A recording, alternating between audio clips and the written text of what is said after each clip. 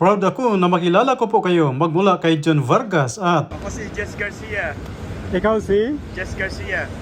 Nag-work sa TAMS. Gusto kayo dyan mga kasama. Magandang umaga pa hapon. medyo maaga pa. Parang hapon na nga. So matagal ka na nagtatrabaho dyan sa TAMS? Bago lang. 2 months pa lang. 2 months pa lang. Dati ako sa Good Life. Pero nagiging magandang trabaho mo ngayon dahil maintenance kayo rito. Okay naman kasi yung tapos na nakakuha ng project dito. Gano'n. 5 years project. O pag medyo maganda pa yung flow, continue pa yun. Nakakapag-fishing ba kayo rito? Bawal dito sa ano. Kasi Bawal hindi dito. DBA. Within outside ng DBA.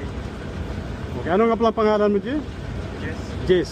Binabati daw ni Jess ang lahat ng mga nagtatrabaho sa TAMS. At saka sa lahat ng mga Pilipino lang first dyan. Lahat ng mga taga-Linkforce, lahat ng mga Lahat ng mga skilled workers. lahat ng mga nagtatrabaho sa minings. Yeah. Dito sa Portland Land, saan mapanig ng Australia.